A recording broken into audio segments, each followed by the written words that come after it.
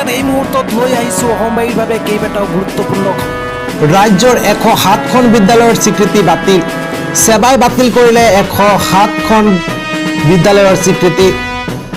জাননী অনুসৰি 31 মাৰ্চৰ পৰা কাৰ্যকৰী হ'ব সেৱাৰ নিৰ্দেশনা। নৱম শ্ৰেণীৰ পৰা নামভৰ্তি কৰিব নোৱাৰিব 107খন বিদ্যালয়ে। হাইস্কুল শিক্ষান্ত পৰীক্ষাত বেয়া প্ৰদৰ্শন কৰাৰ বাবে সেৱাই এই সিদ্ধান্ত লয়। মেট্ৰিকত 0ৰ পৰা 10% ছাত্ৰ-ছাত্ৰী উত্তীৰ্ণ হৈছিল 294খন বিদ্যালয়ত। নিম্ন প্ৰদৰ্শন কৰা বিদ্যালয়ৰ স্বীকৃতি বাতিল কিয় কৰা নহ'ব বুলি জাননী দিছিল সেৱাই।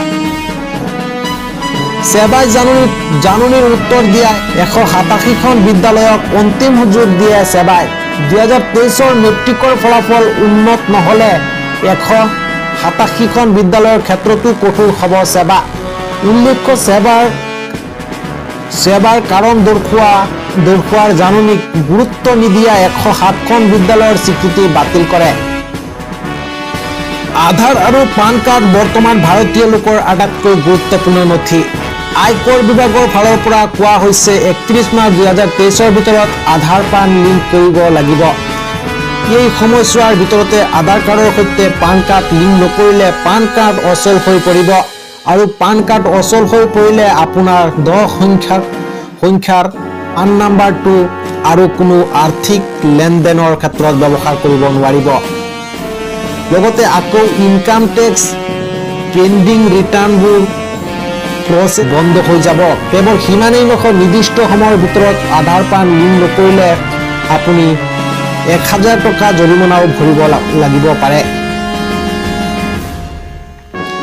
2022 চনত পান আধাৰ লিংক কৰাৰ সময়সীমা 31 মাৰ্চৰ পৰৱৰ্তী বৃদ্ধি কৰি 30 জুন কৰা হৈছিল। সেই সময়ত কোৱা হৈছিল 30 জুনৰ ভিতৰত লিংক নকৰিলে 500 টকা জৰিমনা কৰা হ'ব। কিন্তু তেতিয়া দেখা গৈছিল এই নিৰ্দিষ্ট ডেডলাইনৰ ভিতৰত মানুহে পান কাৰ্ডৰ সৈতে আধাৰ লিংক কৰা নাছিল, যাৰ বাবে পৰৱৰ্তী সময়ত এই সময়সীমা বৃদ্ধি কৰি 31 মাৰ্চ 2023 কৰা হয়। গোৱালপাৰাত চাঞ্চল্যৰ ঘটনা। বনাঞ্চলিক বিষয়াক আক্ৰমণ কৰিলে একাংশ লোকে। কুমাৰখালী সংৰক্ষিত বনাঞ্চলত ধোকাপাৰাত সংঘটিত হৈছে এই ঘটনা। কৰ্মৰত অৱস্থাত থকা বন বিষয়া আৰু বন কৰ্মীক গাঁৱৰ একাংশ লোকে আক্ৰমণ কৰাৰ অভিযোগ। আৰক্ষীৰ কাষ চাপিছে ভুক্তভোগী বন বিষয়া। জানিব পৰা মতে শাল গছ কটাত বাধা দিয়াৰ বাবেই আক্ৰমণ কৰে ৰাইজে। গোৱালপাৰা জিলাৰ লক্ষীপুৰ আঞ্চলিক বন বিষয়া ধ্ৰুৱ দত্তক কৰ্তব্যৰ অৱস্থাত আক্ৰমণ কৰে কুমাৰখালী সংৰক্ষিত বনাঞ্চলৰ অন্তৰ্গত ধোকাপাৰাৰ একাংশ লোকে। অভিযোগ অনুসৰি একাংশ বন মাফিয়াই বনাঞ্চলৰ গছ কটাৰ খবৰ পাই অভিযান চলাবলৈ গৈছিল বন বিষয়াই বন কৰ্মীৰ এটা দল। কিন্তু সেই স্থানত উপস্থিত হোৱাৰ পাছতে হাতে হাতে লাঠি লৈ একাংশ পুৰুষ মহিলাই বন বিষয়া ধ্ৰুৱ দত্তৰ কনভয়ত আক্ৰমণ কৰে। দেশৰ দৰিদ্ৰ জনতাই এখন ভাল ঘৰ সাজি উলিয়াবলৈ কেন্দ্ৰ চৰকাৰে আগবঢ়াইছে প্ৰধানমন্ত্ৰীৰ আৱাস গৃহ। সেই অনুসৰি প্ৰধানমন্ত্ৰী আৱাস যোজনা আঁচনিৰ অধীনত নিৰ্মাণৰ কাম ৰাজ্যৰ বিভিন্ন প্ৰান্তত চলি আছে আৰু এই ক্ষেত্ৰত যাতে কোনো ধৰণৰ দুৰ্নীতি সংঘটিত নহয় তাৰ বাবে কঠোৰ নিৰ্দেশ প্ৰদান কৰিছিল ৰাজ্যৰ মুখ্যমন্ত্ৰী হিমন্ত বিশ্ব শৰ্মাই। কিন্তু মুখ্যমন্ত্ৰীয়ে নিৰ্দেশনাকৈ দিব্যাংগুষ্ট দেখুৱাই একাংশ দুৰ্নীতিগ্ৰস্ত পঞ্চায়ত প্ৰতিনিধি তথা ঠিকাদাৰে চলাই গৈছে আৱাস দুৰ্নীতি।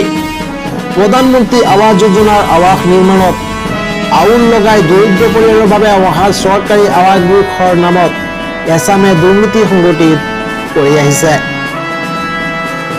যাৰ পৰিপ্ৰেক্ষিতত ৰাজ্যৰ ভিন্ন প্ৰান্তত বহু দৰিদ্ৰ পৰিয়ালে প্ৰধানমন্ত্ৰী আৱাস যোজনা আঁচনিৰ সুবিধা লাভ কৰাৰ পৰা বঞ্চিত হৈ ৰৈছে।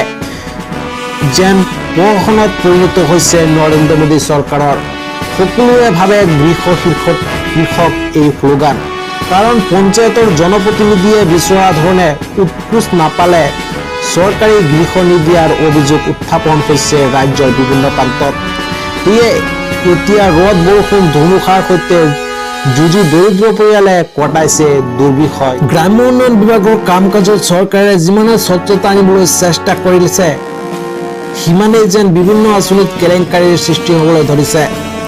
এইবাৰ তেনে এক কেলেংকাৰীৰ ঘটনাৰ অভিযোগ উঠিছে বৰপেটা জিলাৰ জনিয়াৰ টাপাজুলি গাঁৱত কালভাৰ্ট নিৰ্মাণৰ নামত ধন আত্মসাতৰ অভিযোগ উঠিছে।